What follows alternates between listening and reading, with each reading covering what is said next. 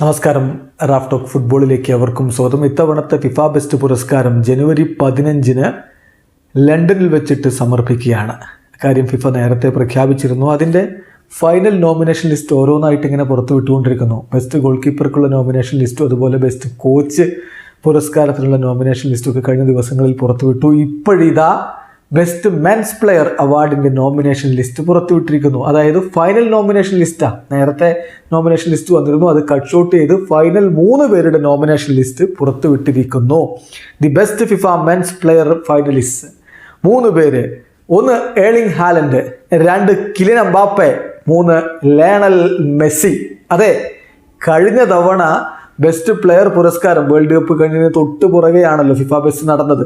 ആ best player പുരസ്കാരം നേടിയ ലിയോ മെസ്സി ഇതാ 2023 ഫിഫയുടെ ബെസ്റ്റ് പ്ലെയർ പുരസ്കാരത്തിനുള്ള നോമിനേഷൻ ലിസ്റ്റിലും ഇടം പിടിച്ചിരിക്കുന്നു. അദ്ദേഹത്തോടൊപ്പം ഉള്ളതാവട്ടെ ഫുട്ബോൾ ലോകത്തെ മിന്നിക്കത്തി കളിച്ചുകൊണ്ടിരിക്കുന്ന 2 യുവ സൂപ്പർ താരങ്ങളാണ് കിലിയൻ എംബാപ്പയും ഏർലിംഗ് ഹാലൻഡും. എന്തായാലും ന്യൂ ജനറേഷനൊപ്പവും ഫിഫ ബെസ്റ്റിനായിട്ട് മത്സരിക്കുന്നു ലിയോ മെസ്സി. എന്തായാലും ഈ 3 പേരുടെയും 2023 നേട്ടങ്ങൾ ഫിഫ തന്നെ ഇപ്പോൾ ലിസ്റ്റ് ഔട്ട് ചെയ്യുന്നുണ്ട്. ഏർലിംഗ് ഹാലൻഡിൻ്റെ കാര്യത്തിൽ 2022-23 champions league, premier league, FA cup 3 കിരീടങ്ങൾ നേടി.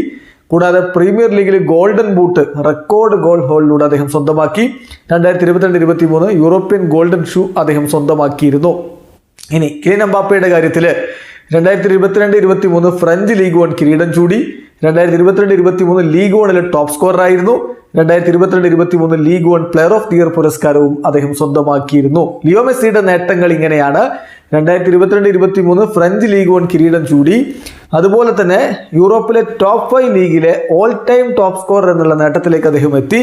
കൂടാതെ 2022-23 ലീഗ് 1 ടീം ഓഫ് ദി ഇയറിലും അദ്ദേഹം ഇടം പിടിച്ചിരുന്നു. ഏതായാലും Lionel Messi, Kylian Mbappe, Erling Haaland, ഇതിൽ ആർക്കായിരിക്കും ഇത്തവണത്തെ ഫിഫ ബെസ്റ്റ്? കാത്തിരിക്കാം ജനുവരി 15 വരെ. വീഡിയോ അവസാനിക്കുന്നു. ഫുട്ബോൾ ലോകത്തെ കൂടുതൽ വിശേഷങ്ങളുമായി റാഫ് ടോക്സ് വീണ്ടും എത്താം.